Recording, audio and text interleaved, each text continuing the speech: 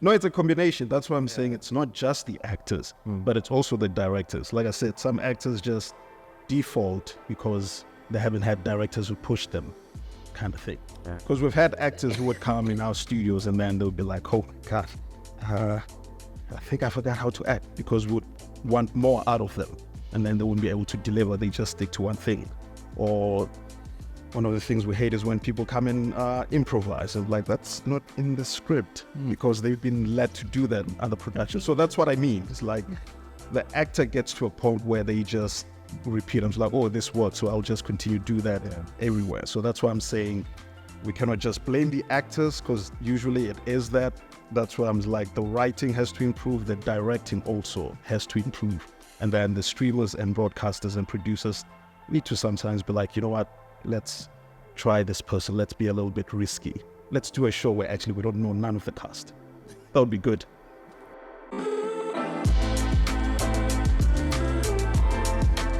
Duela Mbahaitsu, welcome to another exhilarating episode of the Film Biz Show, the only podcast where we delve into industry professionals' minds to get their insights on the current landscape of the TV and film business, both in South Africa and internationally. Please subscribe, like, comment, and turn on the notification button so you are aware of our future episodes that you will love so much. Now, everyone in social media makes dream cast lists throughout the day. However, our guests for today's episode get to make this their reality. She's an award-winning independent casting director in South Africa, working both locally and internationally. She joined the film industry in 1985 after leaving her dance and drama teaching career. Projects she's worked on include The Woman King, The Mauritian, Invictus, An Act of Defiance, Yesterday, Happiness is a 4-letter word, and The Road to Mecca. She's also worked on TV shows such as Raised by Wolves, Invasion Season 2, Black Sails, and many others. As a casting director, she was nominated for an Emmy for the film Generation Kill in collaboration with Alexa Fogel.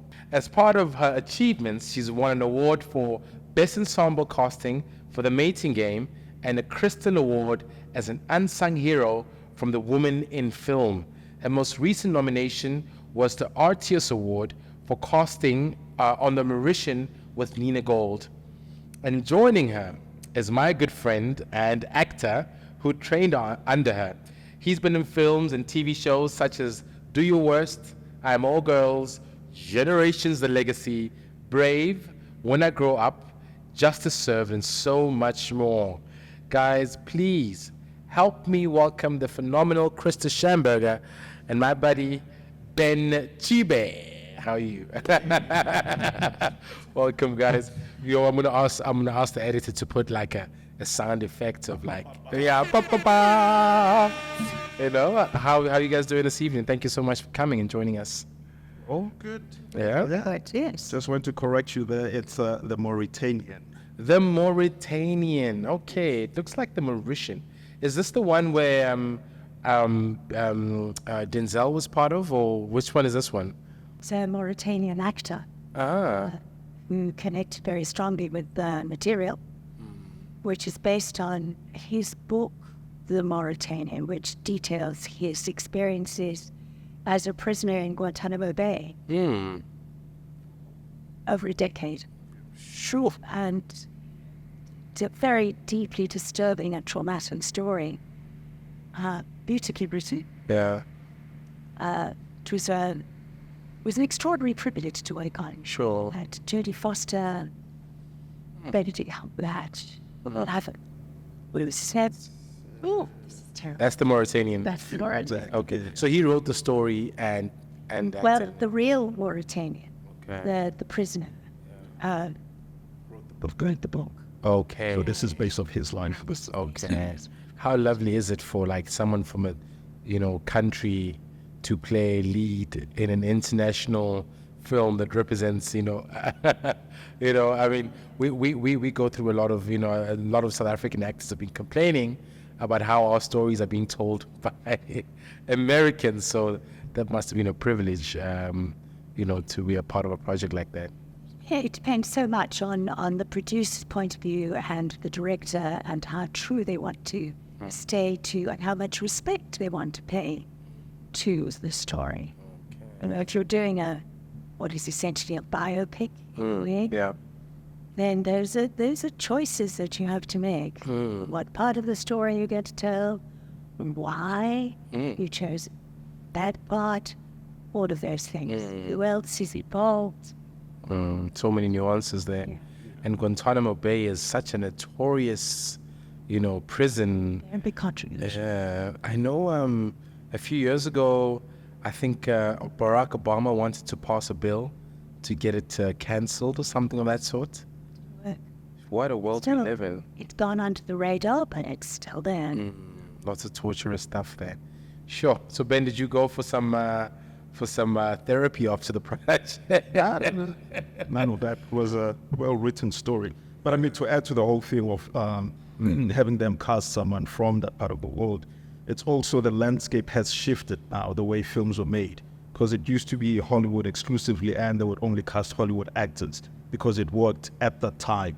But now people are a bit more educated, so they actually would like to see the real people involved. So it's not the same as before. I mean, the reason for that you would just have American actors because that's all they knew, and they weren't exposed to the talent outside, and the large audience sort of accepting that. So that's why now you get Asians playing Asians as opposed to an American pretending to be one. So that's how far we've come. So it's because of those things that now we can do that. Jeez, I remember back in the day, I saw Marlon Brando play a Chinese. Ooh, we've come a long way, eh? Yeah. Like, we've come a long way. So hopefully we will see our South African actors leading international movies that have, gravitas, and leading, international cast members, Yeah. Yeah, but it's happening. It's like we had Tusum Bedu in The Woman Kings. Oh, yeah, definitely. Yeah. Definitely. It definitely is happening. But in this film industry, people always thank the directors, actors, DOPs, producers for outstanding films and TV shows. But often we forget to thank casting directors. I at times you get a sense that maybe the efforts of our casting directors are being undermined or overlooked.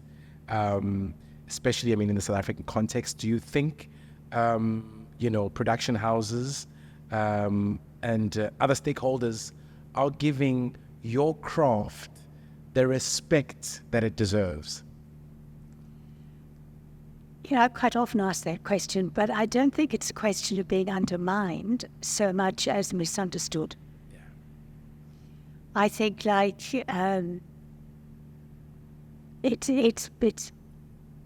it sounds like the glamour position. You get to deal with the actors. I have had wannabe casting directors sitting at the back of my studio, and at 5 o'clock, when we're all on our knees and the last actor has left, we have a cup of tea, they're packing up to go home, and I'm going, where are you going? Sure. We start now. We review everything, select the takes. We go through that incredibly detailed process of analyzing and making choices. Who gets put up? Why are we putting this person up? What are the best takes? And then, then we might have a break for supper, and then Ben sits down until midnight and beyond to get all of that stuff processed and uploaded. So, and most people by that stage, their eyes have got very big and they've gone home because that's what it takes. That's quite apart from all the preparation you did before you even get into the studio with the actor, which entails reading a script. How minimum of 3 times before you start a breakdown. You've got to know that story. You've got to know how the actors relate to one another. Who are these people? What is that world that we are now going to try and people? Very interesting. And I mean, do you find that over the years, that obviously technology has changed, the industry, the whole look and feel. I mean, now we've gone from traditional broadcasting to streaming. How much of these changes actually affected your work as a casting director?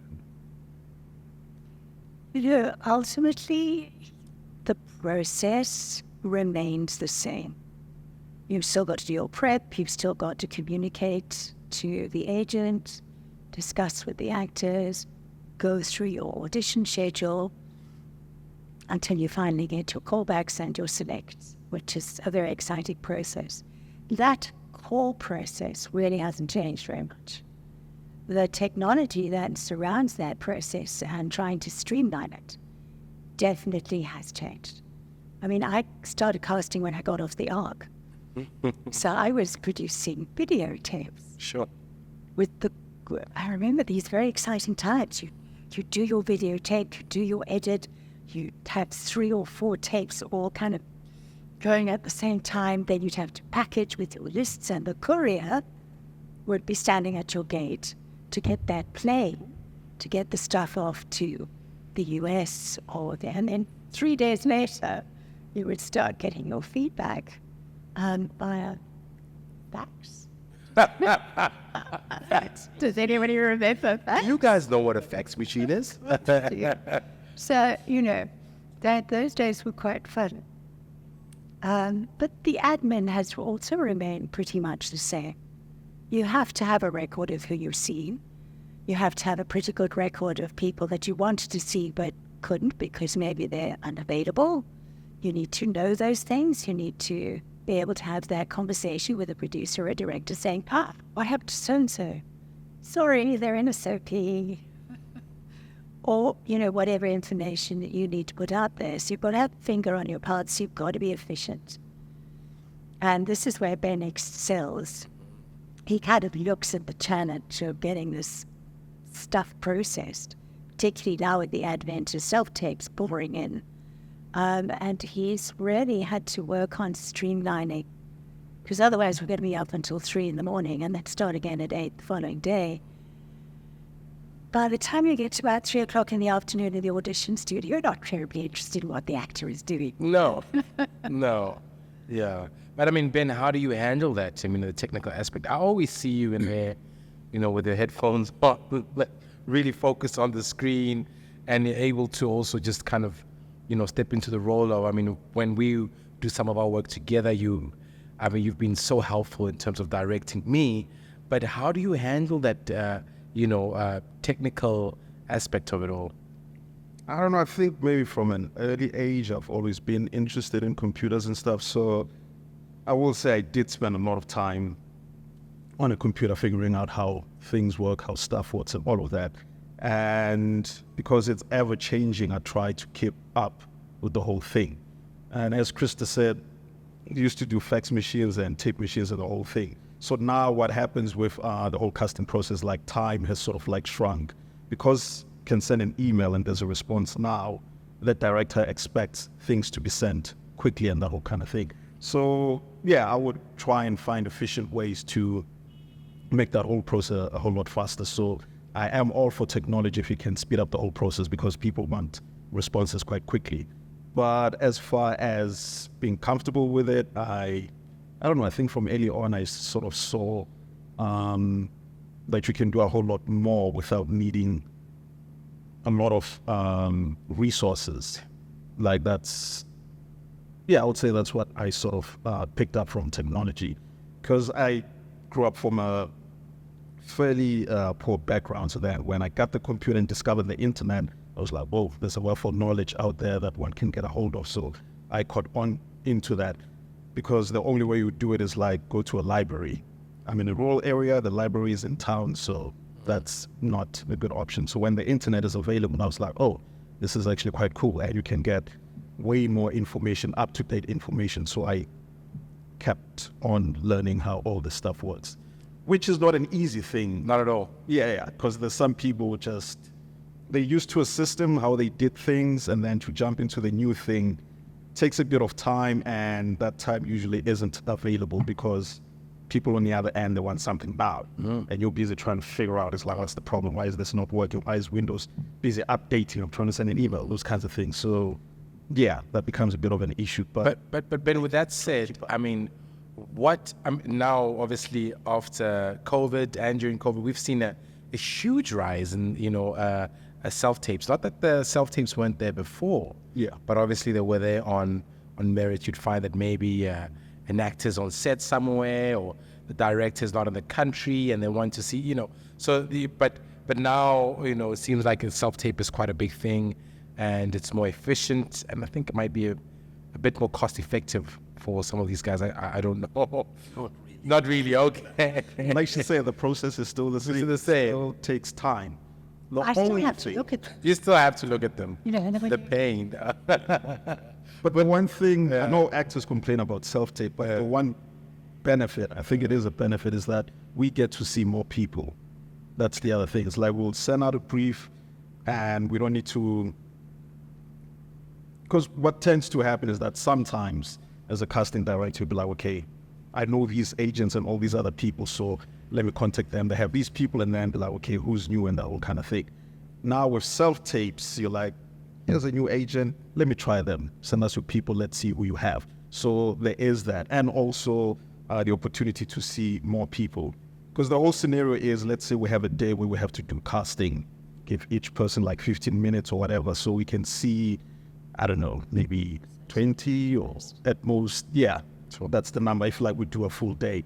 But with a self-tape, so it's like we send it and then we give everyone like 3 days to prepare. And then on the day, there was a time where we had, how many? Like 200, close to that. Yeah. So you cannot see like 200 actors, even if you book the whole week. That's not possible. My goodness. So yeah, so we're able to see all those people. Okay. And then out of all of that, I think like 40 were good. I was like, okay, we cannot send this to the director, so we have to whittle it down and all kind of things. And then there's some people like, whoa, this person is interesting. There's a project coming.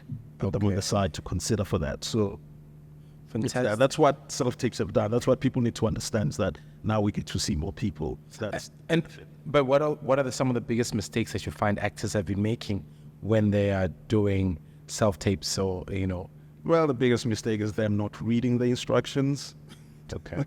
That's one of the things. I mean, that was sort of like early on. But now, like the technical stuff, a whole lot of people are getting used to it. So it's becoming fine. It's now getting to a point where we're just watching the performance, which is what we want. Because we don't want to be watching a tape and be like, is that what's that in the background? That's a nice table.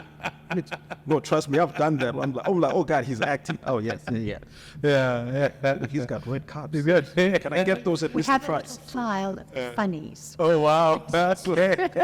I hope I'm not part of those. No, you don't send selfie. No, I come to you guys directly. Please help me, bro. Yeah. But yeah, so now it's gotten to a point where we just judge the performance, that kind of stuff. And then there are some people who will be like, okay, we can see that this person has something. It's just that the interpretation wasn't correct, so we might bring them into the studio, that kind of thing. It's very useful on that score, almost as a preliminary tool. As Ben says, you get to see more people. But sometimes you also get to see somebody who's really not coping technically. Yeah. But there's something about that person that makes it absolutely worthwhile to bring them in. And then, you have a slightly more formal audition scenario where the actor can concentrate on performance and we take care of the technicalities. I think self-tapes are here to stay. Yeah. I don't see them going away anywhere. And I really do think that if you are an actor in the film business right now, then it's a very good thing for you to know, because it gives you a slightly greater awareness of what is actually required. What does when the DOP talks about a frame, now you actually coming to grips with the fact, oh, this is what it means, because you're doing it, or they're trying to do it. And don't you feel it also forces the actor to do their own homework in terms of analyzing the text? There's so many nuances, and there's a reason why you find out of the whole script, they've chosen this scene. and the scene is multi-layered, but when you're at home, because you were probably just reading it while eating a bag of chips on bed, and you're not applying your mind, you're just learning the lines.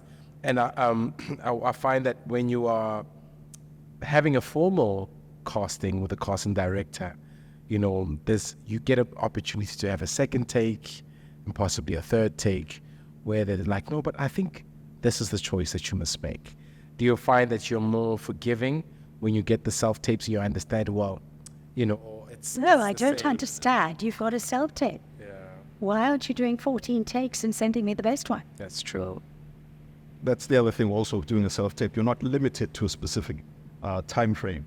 Because when you come to us, sometimes we have people we have to see. So when you're on your own, that's the one thing that I don't know if people actually understand, that for self-tape, like she said, you can do 10 takes and they're like, okay, and watch it and be like, oh, I messed up the line, let me do it again. So that's the benefit of that. Big privilege. But now I want to go back, right, to where it all began, Chris. Just when I got off the ark. Just when you got off the ark and you said, bye, Noah.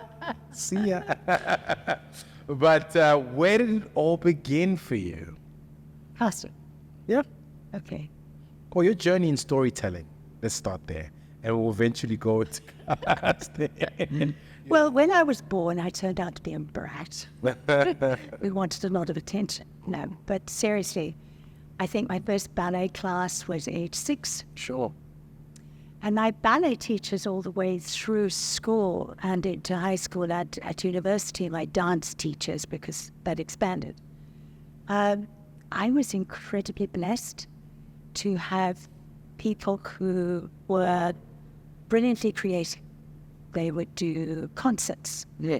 And I would watch the storytelling process that they would choreograph. And the admin process of actually putting on a full-scale concert until eventually we're doing, full-scale productions like Peter Pan and Wendy, which is my first story. Hey, that's it. But the point was those experiences, it's quite interesting how you learn by osmosis if you're paying attention. There is just so much that I absorbed from doing. I was born in Kenya under the colonial situation, but part of that colonial British outreach was an absolute love for theatre. So there was a lot of amateur theatre, some of it which was really good. And again, in those situations, you learn. It's a learning opportunity. So by the time I got to university, I went to Durban to do drama. I already had so much of that input. I realized fairly quickly that, in my opinion anyway, I wasn't good enough as an actor or even as a dancer.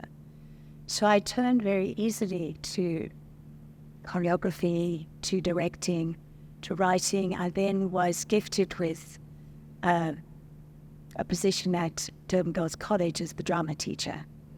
And I had 12 fabulous years there, which at that stage, it was a private school, I literally could do anything I wanted. So it was my experimental journey through writing, through directing, through finding out how to talk to people to get to a performance. Invaluable experience. And then I think there comes a point in your 30s where you kind of suddenly you go crazy and you go, I don't want to do this anymore. So I moved to Johannesburg under the guidance of a boyfriend who said, well, I've come into the film industry, as one did. And I went, oh, well, okay. And I started off as a very third AD. Okay. As I think I told you, the most important thing to remember is how many sugars the DOP takes in his coffee, and don't get it wrong. Hey, these guys are abusive, eh? But again, what was interesting about that period when I did about 3 or 4 movies as very lowly AD. But I made connections with people who were writing, who were directing, who had big dreams. And I also realize now how lucky I was in those days to work with producers who were natural teachers. So these were producers and directors who took the time to explain what the process was. Because a film set is quite a large operation. And sometimes, you're not quite sure why you're doing something. So I got the benefit of that, for which I'm extremely, extremely grateful. And then, so my run of ADing came to an end, as it does. And I saw this little notice about somebody looking for a casting assistant. So I thought, oh, casting actors, I can do that. So I went and had an interview, and I got the job, which was amazing. So I rocked up on Monday, and they had already started the pre-production and all the rest of it. So my first Monday was also the first day of auditions. So there was little the kind of greeting these illustrious actors. I was in heaven. It's just kind of, I resisted asking people for an autograph. I knew that was not. I would usher them into the audition, then wave goodbye. So I had a wonderful day. And then at the end of that day, the casting director would call me in, and we'd sit and we'd watch some of the auditions. And I started to see in those first couple of days, oh, this is interesting, this works, this doesn't. So that was a very valuable experience. On Friday of that week, I arrived at work, and there was this like rabbit caught in headlights kind of producer meeting me at the door saying, you're going to have to take over. The casting director's been rushed off to hospital. Oh. She was fine, but she couldn't complete the job, so it was me. So the lovely, lovely young boy who was doing a camera in the audition scenario really held my hand through that initial process. So that entire weekend, I think I sat and looked at every single audition tape that we had already done until I started finding some confidence. So it was a huge learning curve. But again, so grateful for the producers, for the directors holding my hand, etc. And the reason I kind of bring that up quite often is that somewhere in the compression of time that Ben was mentioning, budget drill and all the rest of it, in that compression, I used to have 10 weeks to cast a movie in. Now I'm lucky if I get 6. So, in that compression, people just don't have time. So that, let's call it an apprenticeship position, is rare. And I think that's sad. I think that's something that's missing, because although we now have film schools, there's nothing quite like being there in that cauldron of getting stuff done. So I was lucky, and then sort of from there on, that was me. I became a casting director. What a privilege! What a privilege it was. It must have been to get that apprenticeship.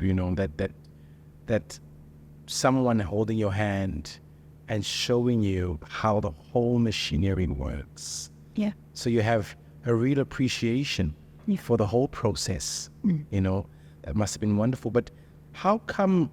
I mean, I've only done long form with you. Only once, very recently, did we do a commercial together where you were casting it. And I was actually surprised that you were doing a commercial. But how come why have you chosen stuck to long form as opposed to commercials? I thought commercials pay, it's quick money, Well, commercials is a quick turnover. So if you do 3 or 4 in a month, then yes, you can make money. I think what I realized, because I did do commercials initially, I realized fairly quickly that I didn't understand that world.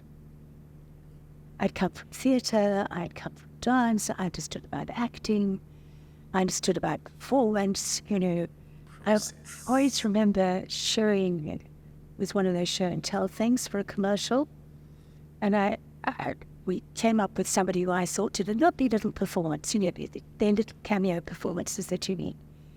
And somebody in the client row who was watching from the far end of the table went, "Yeah, I don't like his tie." Yup. And I went, I nearly got fired. I went, "But that's why you've got wardrobe." Well, everybody else at that table looked daggers at me. I could, but you know what? They were serious. I had to bring this poor man back in and give him another tie. But that was when I decided this is not for me. I don't cast ties. So I went into an area that I felt I had more to offer, and that I felt more confident about understanding. From a very early age, I was reading scripts. So I have a very good sense of how a script works, or doesn't. Yeah. So I think that's really why I landed up feeling more comfortable there. But as you say, every now and again you get your arm twisted. Oh, yes. Oh, definitely. So No, definitely. it was a fun one there, because a little performance. It really was. I really enjoyed it. So, and I mean, as you were mentioning with your first experience or your experience working on a commercial, while you were working, there were clients at the back and they were making decisions. I'm assuming also in the long form space, there are those voices who are behind the curtains who are making calls. Could this be the reason why at times we see the same faces over and over again on television? It's that these are the golden boys, golden girls whom we love. I mean, why are some of those decisions being made? I just would love to understand that. Why are we seeing the same faces over and over? Or is it that they're just that good? I think one of the first things we need to be very clear about is that making a film or a TV series is a gamble. Yeah. These people are gambling, and there's a lot of money involved. This isn't a little play that you take down to Grahamstown, which is going to max out your credit card. We're talking about millions. And in the end, the investors want back for their buck. So that's always kind of at the back of a producer's head. Why do we see the same people again? Because a lot of times, this is a tricky question because it's actually split. Let me talk about local productions. Because our industry is small, comparatively, is small, the people who rise to the top have a very small percentage of people who gather experience, who gain from the experience, who actually put in the work and attract audiences. It's that will we get bums on seats kind of thing. So I always say to actors in my workshops, I say, you need to strive to become the actor that puts bums on seats. And then, your career trajectory is there. And also it's a comfort zone. You kind of know where you're going.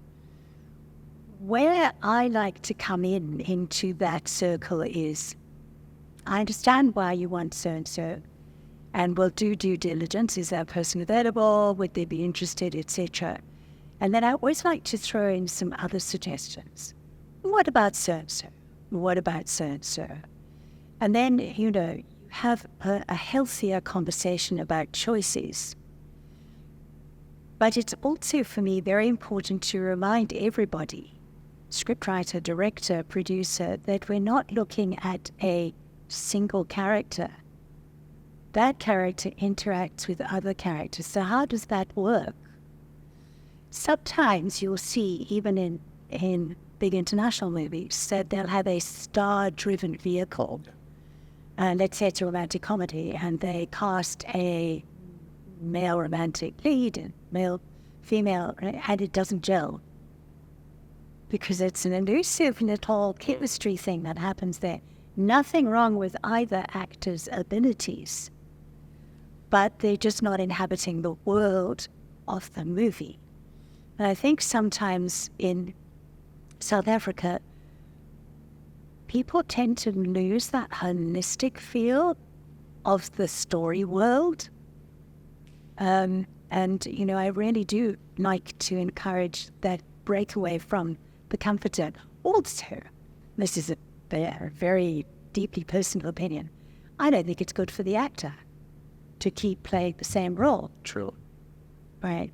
And surely to goodness, as a creative being, you would like to flex that creative muscle and try something a little different.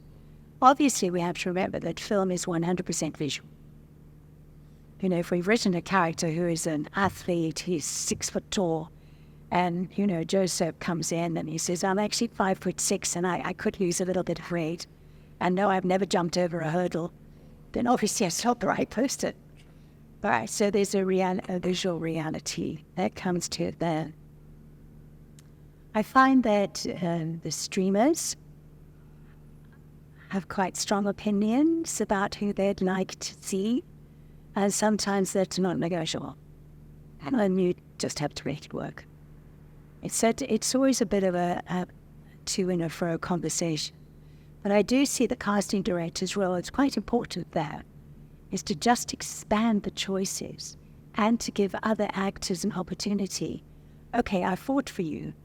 Come in, do your audition, and blow our socks off because I've stuck my neck out for you. So come to the party.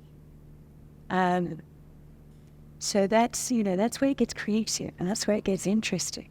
That's the bit I like. Internationally, when they come here, 99% of the time the leads are in place. They've done those deals up front and we get the other roles. Recently, we've been getting nibbles at better roles, which is fantastic. The Tusos of this world, Shadis, of course, others. They've kind of paved that way. People are curious about us. Sadly, we don't always deliver in the audition room. Why do you think that's so? It's a combination of things. Baseline is that I can't fix a broken education system. That's too big for me. But in terms of somebody wanting to be an actor, you have to go through the gateway of an audition. So learn how to do that. It's no magic wand. It's called practice. And do your homework and do your research and learn those lines. Understand what they mean, understand what they could mean. Several other problems, of course, arise is that English is not necessarily everybody's first language in this country. So that is an extra hurdle. If you're coming to do internationals, then inevitably there's going to be English. So there are those extra challenges.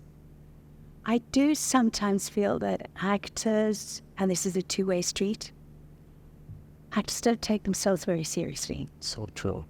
It's a kind of respect for yourself, respect for your craft, respect for your talent.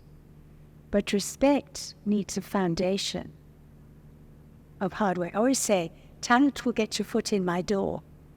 Hard work will get you back in there. So it's a kind of combination which we don't always get. I'm generalizing. Some people do. They work incredibly hard and it shows. As for,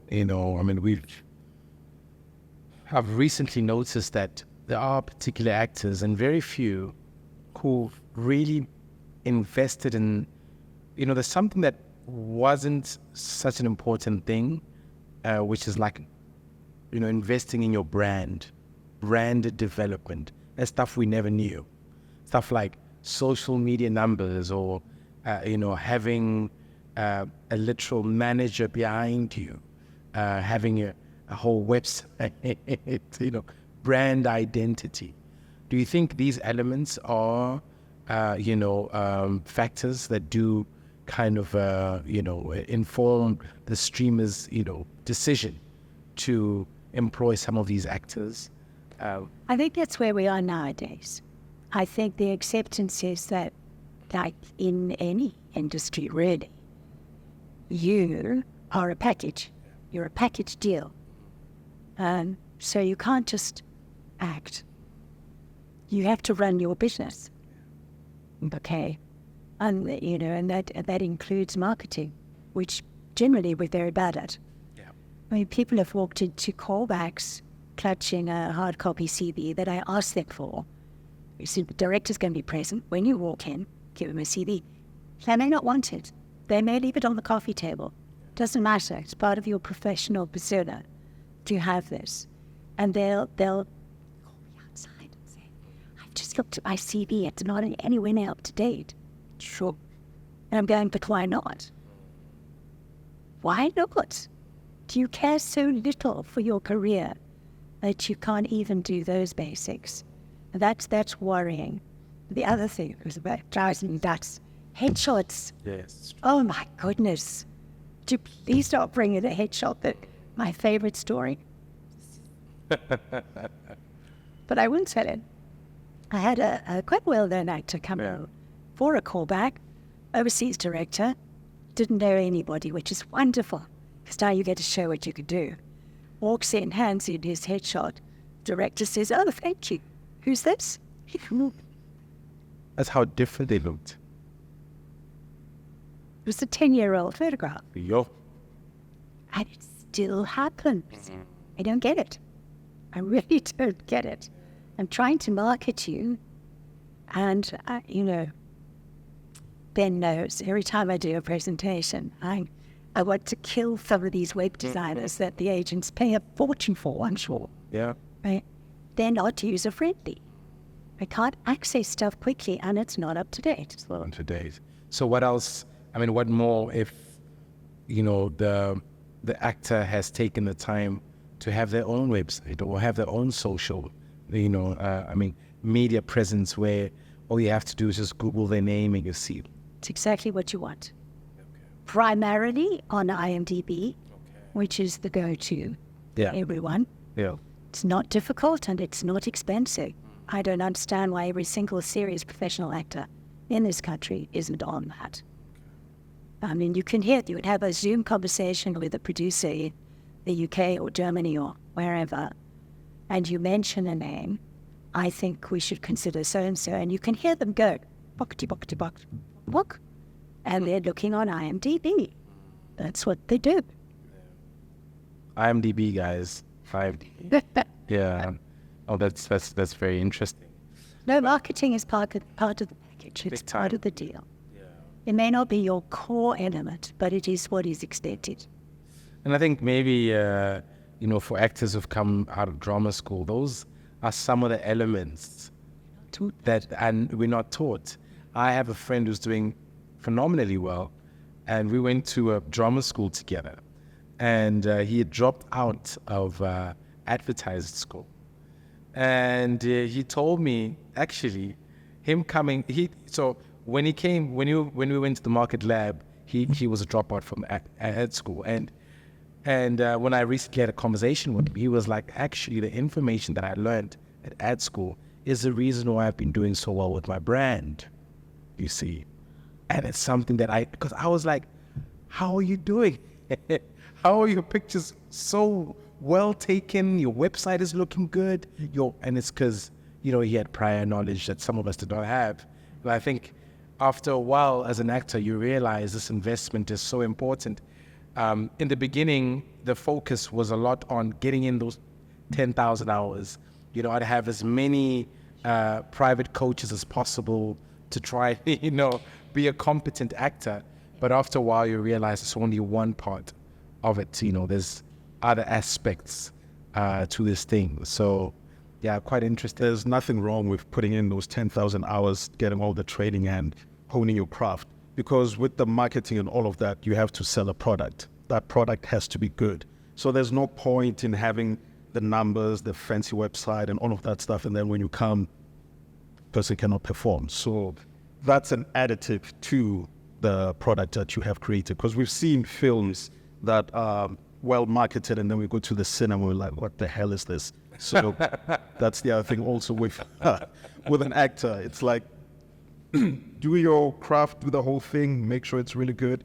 Because out there are some people who don't care about your social profile and all of that. When you come to see us, we want you to perform. We don't care how many numbers you have or who you are hanging out with on Instagram, and just come and perform. So if that's good, and we see the social, and we see all these things, we're like, oh, good, there's actually more added to this person. So that's wonderful. So do the skills, get the skill, and then add the marketing. So it's a balancing act. You have to, you know, and it must be well weighted. You can't have one that's, I mean, you can survive.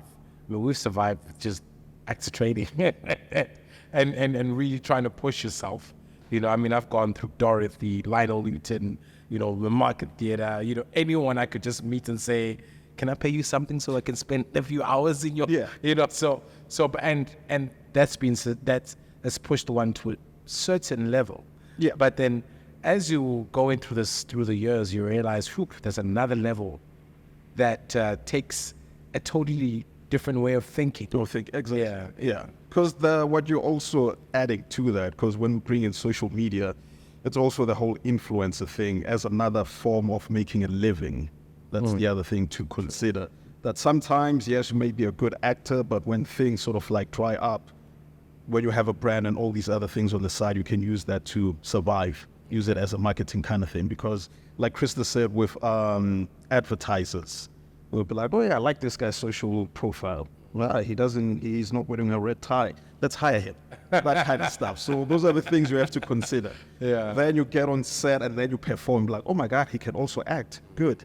So you want that. You don't want people to just be like, oh yeah, he's just got the numbers and the whole thing. So overall, I would say like talent first, like the whole skill, and then marketing add on top of all of that stuff. No, that's true.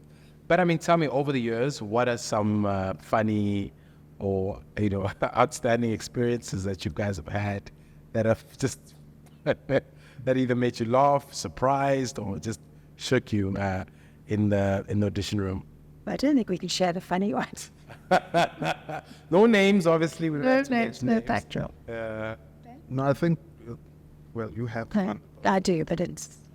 Oh, from my end, I would say, trying to think, in studio, I don't know, I cannot think of one, but what it's been the self-tapes for the most part. It's just... a disaster. It's just been... The aquarium. Do you remember the aquarium? Oh, yes. There was one at the aquarium. No, this, like I said, you get a tape and then you end up watching something else instead of the... No, but she remembers the aquarium. I remember the music that was put on the tape. Yes. Oh, was a whole... My goodness. That was a soundtrack. Yeah, there's a soundtrack. Yeah. Like, there's music coming in and all stuff happening in there. And all that stuff. So it's just insane. And then there's been others where there was this one. So the scene is that the woman is at a court, outside the courthouse, and then there's reporters and the whole thing. And then she says, oh, my husband is in there. And then the reporters come up to her and talk to her. So in the audition, here's this woman. She's saying her line, and then there's a whole group of people that come in the self-tape. Ma'am, what's happening? I'm like, what's going on here? Like, they actually do that for her. Sure. So they do an entire setup. There was another guy, this was a commercial that he had to do, and then it says, set up the scene, it's at a restaurant, blah, blah, blah, the whole thing. He goes to a KFC to actually shoot the whole thing. Beyond says, I went to... Hey, A for effort, right? So for those ones where people just go over. So he literally went to KFC and shot it there? Yeah. It was like he's at a restaurant and doing the whole kind of thing. It's like he asked the people if he can use the space. And then you get others who do an entire production. There's even cuts. There's like camera turning, facing this way, the whole thing. So, sometimes it works, but, you know. Yeah, some of the times. Yeah. But not often. Yeah. We just want to focus on the performance and do interpretation. My experience with working with you guys is you really keep it kind of new, you know. One only uses props that they need. Now sometimes we had to improvise. But what I got from that and what made me realize that, okay, this is the mistake I've been doing with my own self-tapes, that I've been trying to recreate the whole world. And it's not really, that's not the point. No. Yeah, it's just to give it, you know, sort of like an idea, you know, of it all and focus on the performance. See, you've touched on now the key element of an audition. You're not hot set. You're not interacting with another actor. You haven't got wardrobe. You haven't got the props, etc. So you, the actor, in your close-up, because that's what it is, has to see that world. You see it, we'll see it. You're not visualizing, we don't see it either. That's right. So that is your prime focus in an audition environment. And sometimes you put an audition environment which is really not helpful. Maybe it's so hard, or there's noises, people running past, or whatever, and that's a huge challenge, because that's what you need. Is that it's almost tunnel vision, isn't it? I am now, when Christa or Ben says action, I am now stepping into a world that I am in. We want to see that. That's exciting, because it translates on camera. Yeah. But to add to that, that's also a skill that an actor has to have, not just for the audition, because now you do have films where it's an entire green screen. Yep. So you have to visualize the whole thing. Yeah. Put a tennis ball and say, here comes the monsters. You have to visualize all of that. So it's not just for the audition, but also on some sets, because you might not get with a whole entire set built for you. So have to imagine, visualize. You have to visualize. But that's why you're an actor, right? It's exactly. To be able to recreate things with your mind, from the outside in, from the inside out. So, okay, for with the work that you've done, people have been kind of creating this imaginary battle between Johannesburg and Cape Town, and who has the better actors. But for you, the talent pool in Johannesburg, and that obviously you have your studio in Cape Town where you see actors regularly. Do you see a difference there? Because you'd find sometimes where directors say, we can't find people in Cape Town, let's go down to Johannesburg. Is there a certain kind of performance style that's more prevalent in Johannesburg as opposed to Cape Town? What has been your observation? It's a little bit like that Chicago LA split. Okay. The television world, which is still largely centered in Johannesburg. Yeah. And nowadays, that's mostly soapies. Yeah. True. So that's its own whole style. It's its own whole thing. Yeah. And actors who survive in that milieu, that's a very technical environment. I'm not anti-soapies. I just get worried when a good actor gets stuck there. Yes. Because it becomes a job. So it's just, churn it out. And how challenging can it be to play the same character for a year, 2, 10, etc. I mean, that's, you lose the edge that you need of doing something different. So, but it is what it is. I've always tried to market South African talent. So I will go to Durban. I will, we'll look at other areas. So generally, I find that Cape Town, perhaps slightly more polished, and I think that simply comes from practice. They get more opportunities because certainly the international productions are based in Cape Town. I have no idea why. The wind blows any for time. But anyway, that's just the reality of it. They do more. They do more self-tapes. They do more auditions. So, of course... There's been more work there? Well, in the international co-production field, absolutely. Very few come up here. So, for that, they're definitely on that scale, yes. Funny, so there's a project Ben and I were working on last year in Cape Town, and there was a female lead, and she's from Mafikeng. She'd been in Johannesburg for a while. And I remember asking her, where have you been? Like, I've never heard of you. Like, are you from Cape Town, and how are things going? And, Christa, that girl burst into tears. She literally burst into tears when she was like, Marcus, I'm sorry, I know this is weird, But if I could tell you my story, I was in Johannesburg for about 5 years, and it was like total night. Nothing was happening. And as soon as I went to Cape Town, it was like a light switched. I'm able to get, leading roles. I'm doing internationals. I'm much more recognized. And I asked myself, what in the world could the difference be? What is it? And there's a particular caliber or style of actors who aren't working as often in Johannesburg, And I ask there's just some actors, especially those who come from the theater background and have, there's a particular, you're not really so palatable for, the soapy space. That was, I found that quite interesting, that, actors are actually migrating to Cape Town for better opportunities. I think really the practical element to that is to have a foot in both cities, if you possibly can. Because you do need a support structure. You're actors, you're freelance, you don't know where your next meal is coming from very often.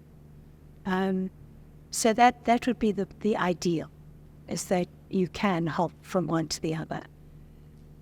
It's all budget driven. If the production is going to be shooting in and around Cape Town, obviously they will favor Cape Town-based actors. So if that's something you as a Joburg actor can do, physically, practically can do, then you can participate in that and still come back to do local work in your home base. I've found that most Cape Town-based agencies would say, well, we prefer an actor who's based here. Sure. Because it's easy. And that's got relevant to something we were talking about earlier about the compression of production time. Yeah. If we're doing an audition, it's probably you get the brief on Monday, you're going to be auditioning on Wednesday. That's it. All right, so that's the challenge. That's the challenge. Yeah. And yes, you can do Zoom. We do Zoom. It's not ideal. No. So, those remain the challenges. Challenges. Yes. Challenges. And flights are not as cheap as they used to Ultimately, not at all. Sure. Thanks to COVID. Not at all. Yeah. I'm just going to add something about something I've realized the difference between local and international methods of working. Well, when an international director arrives here, very often they don't know our talent. And for me, that is such an opportunity for our actors to step up and show them what we can do. The local directors tend to know who you are and tend to have a sort of preconceived idea of what you can do. So that's, perhaps the difference is that I found, and honestly I'm generalizing, internationals are more open. Okay. If I bring in an actor, they don't know who you are. So here's your moment, here's your opportunity to shine. So please shine. It's true. Please shine. Make your thing. Lastly, what are your hopes and dreams for the future of casting and for casting directors in the country? Well, it rests with the younger generation, doesn't it? That must Tjibe. I may be working with Christa, but I don't think I'm going to take over. You'll never know, Ben. You'll never know. Yeah, never know. Ben is multi-talented, but he's a very good caster. He's very good. So, Yeah, I would say, I don't know, for anyone who wants to get into it is, understand. I think it's getting into the director's mind, understanding what they want, and obviously understanding the script first, like Christa said, read it 3 times, and not just look at what's required, because sometimes they might miss certain things. Because there has been occasions where we're like, okay, is looking at these people, and Christa's like, wait a minute, there's this guy that comes here, he has a line. And then be like, oi, what about this character? And then be like, oh yeah, we didn't think of that person. So you need to have the ability to see all those details. But yeah, so paying attention to that and understanding what the director wants who you're dealing with and the whole kind of thing. And also to understand that you are there to guide them. Now, don't let your ego get in the way and be like, no, I want you to put this person or this kind of person. So It's not about your ego. yeah, it's sort of like to guide them, give them an idea of how things are. And especially with international directors, they want more insight on the actors, and they trust the casting director to be like, okay, what kind of person is this? Because sometimes as a casting director, you're not just putting the best performer. You want that, but that person also has to be a good person to work with. Because if you're a diva, you're difficult on set, then sometimes that just doesn't work. We'll take the other person who not as good as you, but they pleasant to work with, so we'll go with them. So they also need that guidance from the casting director. So then the casting director also has to get to a point where you don't get all, ooh, stars are coming in and that kind of thing. So yeah, you need to look beyond all of that. So yeah. Your ego needs to get out of the way. So I have 2 comments on the position of the casting director. I call it the matchmaker, but I also call it the diplomatic position, because you're dancing between producer and budget, director and vision, the writer's intention, the actor. No room for your ego, that's for sure. So, it's that ability to communicate. Key, right the way through, whether you're communicating with production, whether you're communicating with an actor, whether you're communicating with the agent, whether you're trying to negotiate a deal. It's all about communication. And very important for me is transparency. I get very nervous when I'm not sure exactly what I'm dealing with in terms of perhaps the budget or where the finances are coming from. Are they locked in? Or are we doing this on a pitch level? Doesn't matter as long as we know that we know what we're dealing with. So that's all about communication. Yeah. No. Key. Ben and I recently had a very fun experience. No, but, which we shall not name. Shall not. We just, all we can say is we're still waiting for our payments. You know what? If there's a problem, talk. Us. Talk. Talk. I'm happy to do the diplomatic tap dance for you, but I can't if I don't know what's going on. Yeah. Interesting. So now we go to the more exciting, fun segment of our show. Game time. More fun? More fun. Okay. So this game is called Docu, Movie, or Series. So I'll give you a made-up idea or a scenario, and then you say what you would do with it. Would you make it a documentary? Would you make it a movie? Or would you make it a series? Simple, right? Simple. I don't know. I think I'll just have one answer. Okay, cool. So you guys can answer for yourselves each. You can. Prehistoric Johannesburg. Christa, would you make it a documentary, a movie, or a series? Movie. Well, with lots of CGI. Lots of Nonsense. Yes. Sound Ben? Prehistoric Joburg?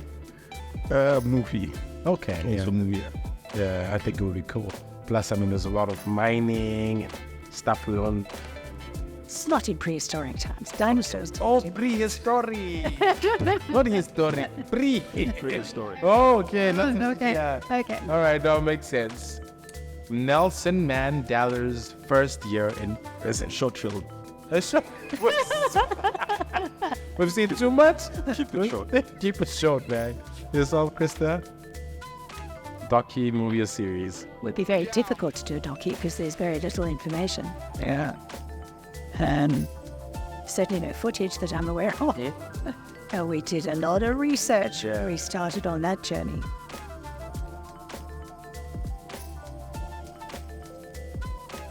Short film. A short film? Yeah. Yeah. Interesting. There's a lot to talk about there. Oh, we've done it. We've done it. Okay, next one. This one is a no-brainer. A black coffee concert. I don't think Christa knows black coffee. I No, absolutely do. I not- auditioned him. Are you serious? Yeah, years ago. You auditioned black coffee? Yeah, when I got off the ark. Come on. Yeah. No, seriously, Christa. So when he was a youngster, and I can't even remember what it was for. Was he an It actor? was really nice. I don't think he was an actor, but I needed a musician, so Interesting. Okay, fine. So black help coffee. me, man. Black coffee in concert. Would you make it a docu, a movie, or a series? Documentary. Mini-series, A mini series. Okay. behind the scenes, Yes. to concerts, the after party, see-through. Yeah, boom, boom, boom, boom, boom. Yeah, there's a lot there to work with. Okay, sure. These are intense. A man's first encounter with the divine. Ding, ding. Man's first encounter with the divine. Would you make that a movie, a series, or documentary? As in humanity? Humanity, man's first, maybe the first man, or I'll do a movie. like Adam's cousin or something in movie name. Adam's cousin. Or Adam married with Adam, I'm not sure. No, we did 2001. It's been done. We did that, right? That makes sense. Africa's first time traveler? Feature. Problem. Yeah, okay. Yeah, with lots of CGI. Yeah. No. That's just it. Yeah. Yes. Gravity. Yeah. Okay. This one I hope never happens. South Africa's descent into anarchy. Lord of the Flies. Lord of the Flies. Documentary. Bucky. You mean for real? Yes. It's really gonna happen. Ben, let's hope not. Back to the Future. Yeah. So, aside from projects that you've worked on, what film or TV show has been your favorite to cast? Cast. Yeah, casting.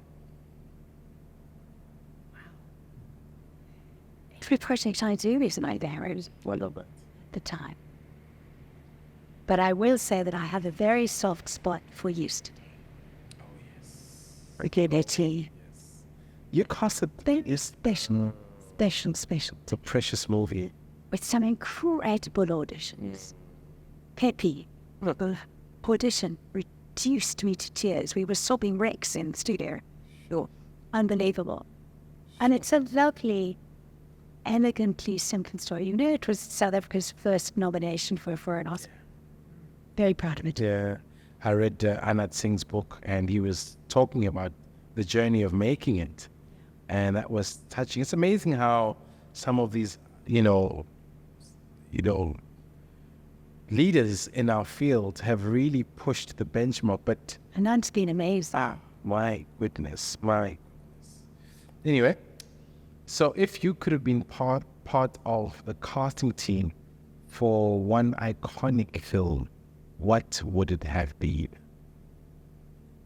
It's a film you're watching, like, oh, Bobby. Barbie. Everyone's talking about Barbie, guys. Like, what's wrong? Seriously, Barbie. Film that I watched. Wait, Christa, seriously, Barbie. Yeah, she Yeah, liked it, but yes. I think that. I think of that. Yeah. I'm trying to think of all the things I've auditioned for. I'm like, Come on, Ben. There's other international stuff, where like Oppenheimer. no, that would have been weird to have a black person in there. No, to call. Obviously, Ben's got his actor hat, so he's thinking. Oh wait, you meant casting? Yeah. Oh, I you thought could've maybe to be part casting of. team. You would have been a part of. So as a casting director, Ben, you and I will talk about the acting after this shoot. We're like, that's a perfect cast.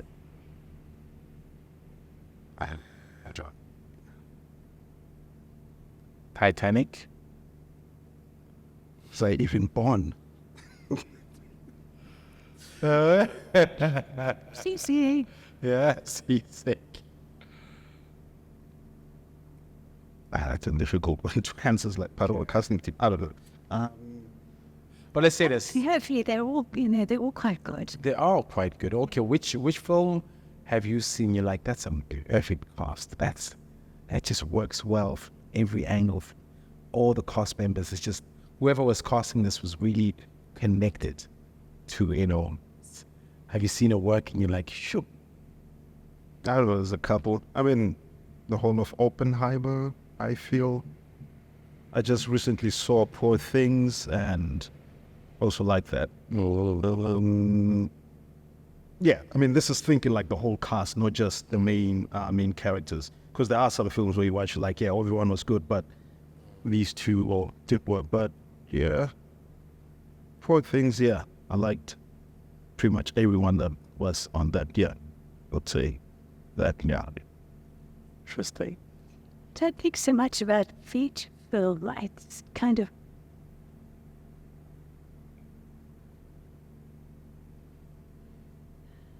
I'm kind of going way back into my memory to one of my all-time favorite films. It's a very small European film which nobody will remember called Babette's Feast. Babette's Feast. Which was set in Scandinavia. Yeah. And I remember just, I don't know where they found those people. Sure. Because it's set in the 1800s. Very remote little fishing village on a remote Scandinavian, the Scandinavian blues, greys. Yes, a very dramatic story. The people of this little village are just extraordinary. And they're kind of like seared into my memory as, when you do the pan and you see that perfect face, it's clear that this person is like solid rock in that movie's world. That's what you want. Oh. And I do think that casting directors, I've been so blessed to work with some amazing casting directors, Mina Gold, just icons, and that's what they bring. When I was working with Alexa Philbin on Generation Kill, and I finally got to meet the cast. It was a difficult one to cast. I found the script very difficult. Eventually, I read the book. And then I went back to the script, and it was like a real challenge for me, which was interesting because normally I handle scripts quite well, but that was hard work. And then this cast around, bearing in mind that we actually cast one of the real people who was actually part of that team. The whole actors arrived, the main guys that she'd cast. And I looked at that, and I looked at the documentary and the interviews, and I go, how did you do that? It was phenomenal listening because there were similarities in little bits about the ilk. We weren't making a docu, so it was that, but just in their personality and the way she put them together was just extraordinary. Very, very skillful casting. So that was a benchmark for me. So, holistically, especially because you guys have worked a lot with international producers and directors, and you have seen what happens, overseas in other markets. What steps do you think can be taken, to take the South African business of film to the next level? What can we do to take ourselves, to put ourselves head and shoulders with the guys who were doing it at the highest levels or other nations who are doing it at much higher levels? So Christa was nice when talking about local industry hiring the same people. I would say stop that first. And the reason why I'm saying that is there is a lot of talent, and the streamers, the broadcasters, and also the directors and some of the producers are just in a comfort zone. It's like, we know what this person can do, so let's just give him the job. And the reason for that is because they themselves don't also watch what they make. They're not even aware of what the audience, because there's a reason why you ask that question, like, why are we seeing the same person? Because everyone is complaining. Like, why are we doing that whole thing? There's a lot of talent because working with Christa, seeing actors come in and doing a performance, and I'm just like, this person is good. And what's lacking? We don't have good directors. Because that's the thing. It's like some directors, they just pick someone, like, this person can do this kind of thing. I don't have to put in too much effort into it. They'll be able to deliver. And then what you get is, it's not just like having the same actors, but also those actors doing the same thing the whole time. Because that's what it is. It's like you see the same person. It's like, oh yeah, it's the same character from the previous show. And some people even call them by their name from the previous show kind of thing. So I would say we just need to take those risks. It is a gamble, but I don't think we're gambling enough. We're just being in the same zone. So we need to take more risks and actually be more creative. I think we lost the creativity of filmmaking. That's what we need to do. And we're actually at a point where it is that, because I would watch some of this stuff on TV and I can see cinematography is good, wardrobe is all there, and I'm just like, we don't need to complain about budget anymore. I'm just like, this script sucks. Why is that person overacting? Where's the director? So those are the things that we actually need to do. We need to be creative. We need to plan. We need to do all of that stuff. That's, for me, it is that. And not just those people behind the scenes, but also the actors. Because the other thing also, when Christa said some actors come in and they become a bit complacent, is because they've been allowed to do that by the local industry. So then they would come and the director doesn't know who they are. I mean, we've had some actors saying that, hey, they can just look at my previous work. Why do I have to audition? And we're like, well, we haven't seen you play this particular role. We've seen you play this role for the past 5 years. Can you do this kind of stuff? So for me, it is that. It's like on the creative side of things, we definitely need to be more creative, and streamers need to be a bit risk-taking because there is talent out there. We just don't just go for the popular. Because the other thing that happens is like, yes, a young person would come in and then they become the hottest thing, and then now it's them everywhere. Like they're just using that person the whole time. So I'm just like, no, let's actually have directors who can take a bit of risk and try other people and not use the same person. Or if you're going to use the same person, at least get them to do something different and not just typecast them or just let them do what they used to doing. But Ben, I mean, doesn't it come to what we were mentioning earlier? Now that we know what boxes they're ticking, maybe it's also, our responsibility as actors who aren't we're not casting every single thing, to do the homework to balance the craft and the marketing. Maybe that's what these guys have been doing well. I don't know. No, it's a combination. That's why I'm saying it's not just the actors, but it's also the directors. Like I said, some actors just default because they haven't had directors who push them, kind of thing. Because we've had actors who would come in our studios and then they'll be like, oh my gosh, I think I forgot how to act, because we'd want more out of them. And then they wouldn't be able to deliver. They just stick to one thing. Or one of the things we hate is when people come and improvise. And like, that's not in the script, because they've been led to do that in other productions. So that's what I mean. It's like the actor gets to a point where they just repeat. I'm like, oh, this works, so I'll just continue to do that everywhere. So that's why I'm saying we cannot just blame the actors, because usually it is that. That's why I'm like, the writing has to improve, the directing also has to improve. And then the streamers and broadcasters and producers need to sometimes be like, you know what, let's try this person. Let's be a little bit risky. Let's do a show where actually we don't know none of the cast. That would be good. Yeah. I will throw something else in. I think we need to develop our critical faculty a bit more. I think we've been fed a steady diet of mediocre work locally, generally. Mediocre scripting, it's just quick and dirty. And then, yes, we do need possibly directors who are better at communication with actors. But on the other hand, if your producer has just told you we've got to do 10 pages today, then all you're interested is in, let's get through the day kind of thing. To develop a kind of relation. But in the good old bad old days, if you achieved 3 minutes in the can on a feature film day, that was good. That's a luxury. That was good. But you had the time. Didn't work quite right, or the director's vision wasn't quite. We did it again. Within limitations, obviously. I mean, we're talking about ADs who kind of know their job as well. Everybody has to know their job and everybody has to up their game. But I would say, let's look at the script. A script is the heartbeat of any creative project, be it theatre, television, or whatever. And without making too hard a point on it, I think we're very slapdash by our scripts. 2 drafts, maybe 3. I've had scripts in from overseas that are on their 24th draft, and they're still not happy with it. Not sure if we can actually start shooting this. Sure. You know, so people work at getting that script right. Once that's your foundation. If your foundation is wobbly, it doesn't matter how much lollipop you put on top. It ain't going to be sweet. And that's actually a huge thing we've been talking about throughout, this podcast, is the emphasis on development. How South Africa, we seem to kind of brush off the development phase, overlook it. We rush it. We think it's just something you can just...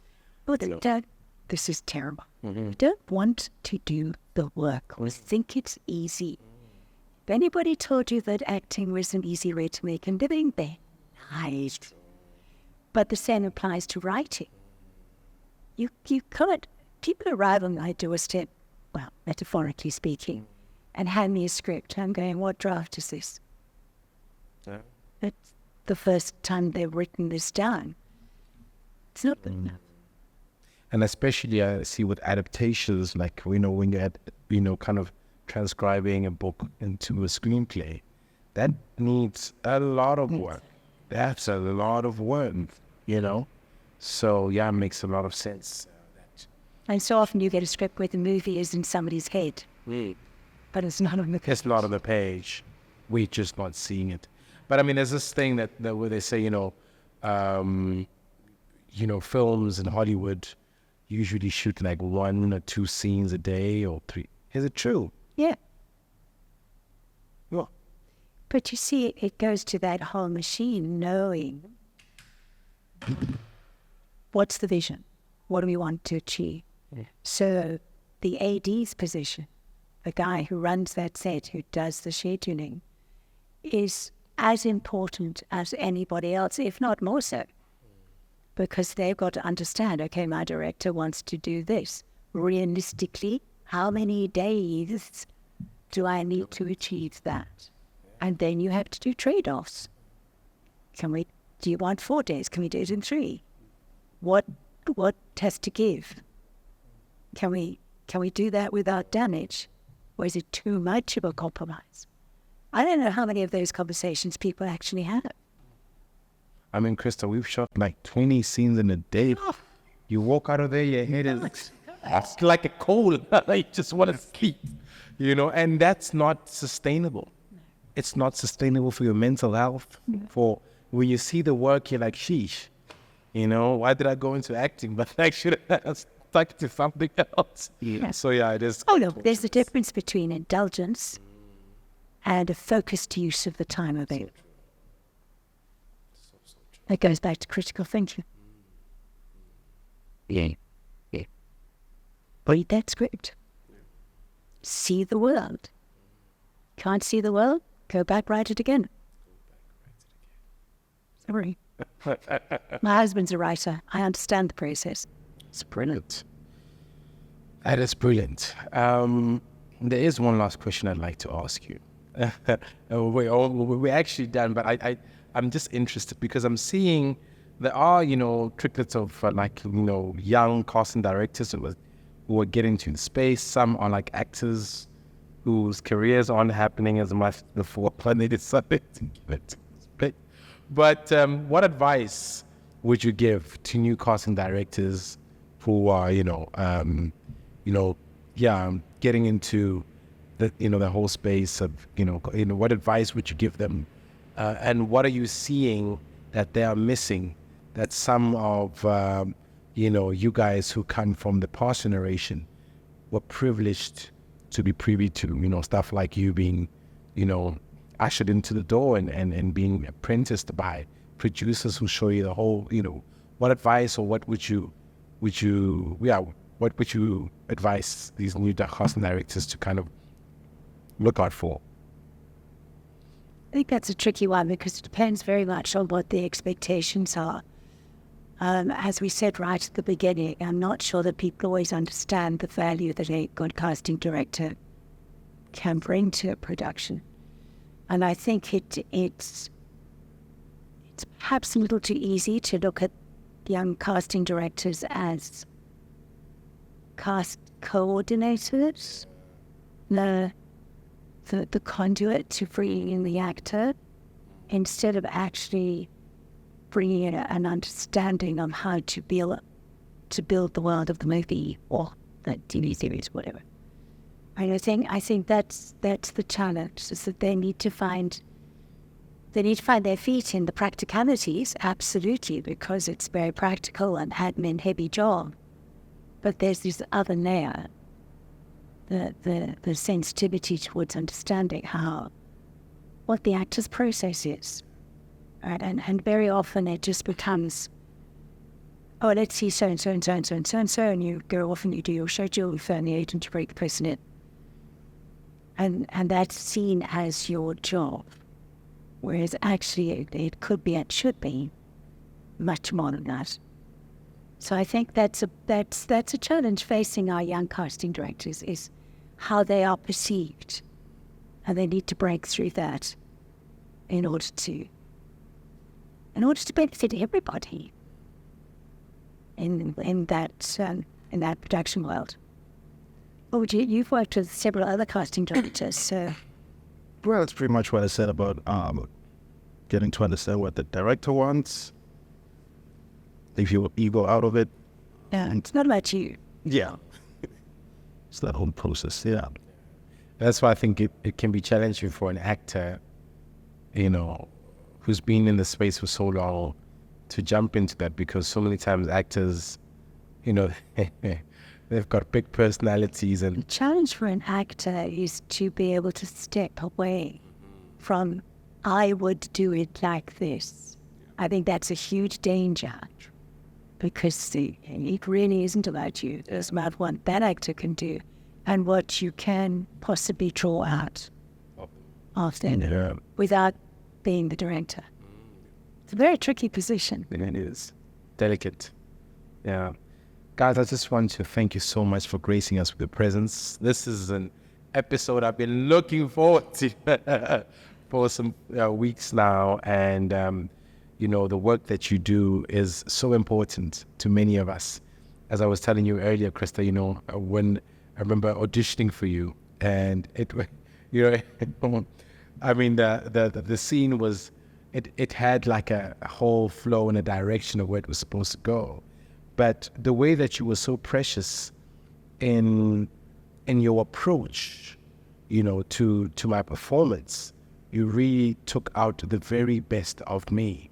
And even though I did not get that job, I walked out of that space feeling, man, I did something good there, And I can only pray that other young casting directors are inspired by your work, are inspired by your attention to detail and absolute passion which you bring into the audition room, and how you will help us, reach the peak of what we're able to give. When we're with you, we feel I gave my best. So thank you. Thank you so much. Such a privilege to work with talent. And thank you. And the reason you didn't get the job is because you had a red tie. Oh, that's why. Now I get it.